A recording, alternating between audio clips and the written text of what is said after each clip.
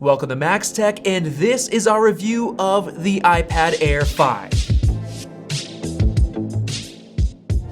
I've been using the new iPad Air 5 for 2 weeks now, and I think I've finally gathered my thoughts on where it stands within the iPad lineup, as well as how it compares to other Android tablets on the market. So what I'm going to do in this review is talk about how good of an upgrade this year's iPad Air truly is, the disappointments and frustrations that I have with it, and finally my thoughts on if you should hold off until the next update of the iPad Air, which could actually come with an OLED display for the first time ever. But before I get into all of those juicy leaks, I've got to talk about the iPad Air 5 and what I honestly think about it, so I'm just going to go ahead and call it what it is, a stopgap product. Yes, of course, it's an excellent update since the price is still the same $599 as before, and you're getting a bunch of spec upgrades and features, but I've gotta admit that it feels like something major is missing. And speaking of those upgrades, the biggest one is of course the new M1 chip,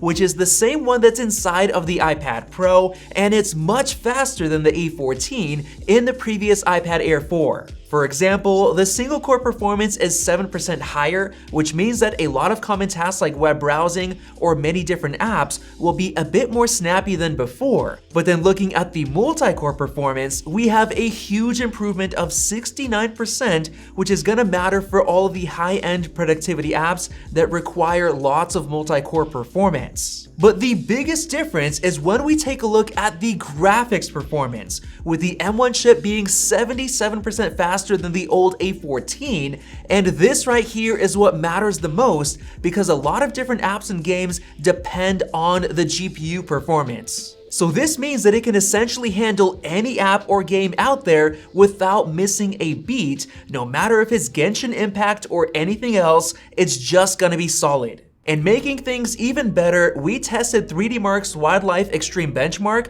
which is an actual gaming benchmark, and this time around, we got basically double the performance going from the A14 to the M1. And yes, I'll admit that the performance is overkill for a lot of the apps out there right now, but this is actually a good thing for people who want to buy an iPad and use it for the next 5 years, knowing that 5 years later, the M1 is still going to handle all the new apps and games that'll be coming out. Now, while the iPad Air 5 still has the same 64 gigs of storage as before, we actually tested the speed of the storage, and we were surprised to see the read speeds being 88% faster than before, but the write speeds were actually 3.3 times faster, which is absolutely insane. And this is actually a big deal because it means all of your apps are gonna load up quicker than before, and that in itself will make it feel more snappy. And to make things even better, the USB-C port is now twice as fast,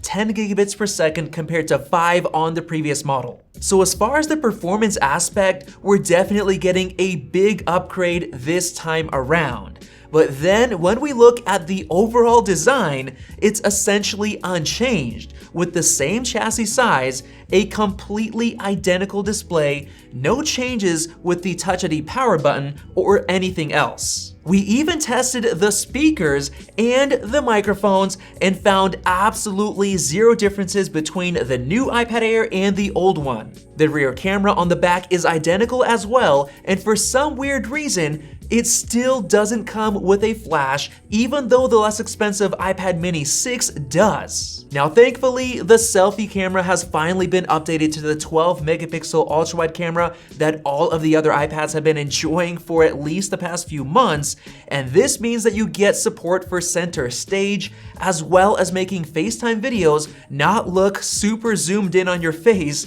like it did with the previous iPad Air. And then finally, the new model now gets support for optional 5G connectivity. So if you take all of those upgrades and consider the fact that the $600 price tag for the new iPad Air 5 has not changed, I'd say that this is actually a pretty good update. And compared to an Android tablet, you can get this crazy powerful M1 iPad Air 5 with reliable iOS and the jam-packed App Store for $600 instead of paying $700 for the new Galaxy Tab S8, which features a 2 times slower CPU. So the new iPad Air is making life pretty tough for the Android tablet market, especially if you consider resale value, which the iPads always excel at. But unfortunately, it's not all sunshine and daisies for this iPad Air review, because it's now time to get into my frustrations and disappointments.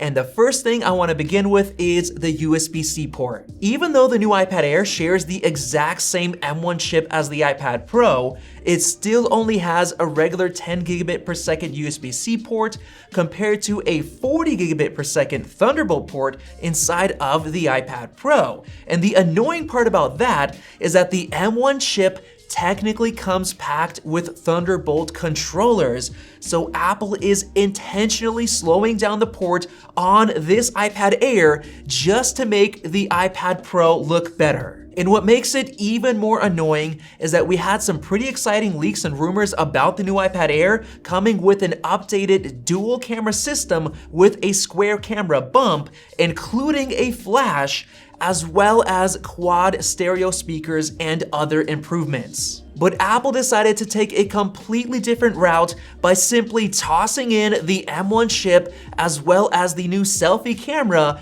and then calling it good, which is why I'm calling this a stopgap update. So when we start comparing the iPad Air 5 and the current iPad Pro, we start to see just how much better the iPad Pro is in terms of value. First of all, the iPad Pro costs $200 more, but it gets double the storage. So if 64 gigs isn't enough for you on the iPad Air, you've got to spend $750 to get a 256 gig model, which is coincidentally the current Amazon sale price for the base 11-inch iPad Pro. Or better yet, you can use the link in the pinned comment below to get a renewed 256 gig iPad Pro for $765 right now, which is an excellent deal. But going further than just the storage differences, the iPad Pro has a long list of advantages for the extra cash, like the fact that it gets a much better quad stereo speaker system compared to just dual stereo on this Air.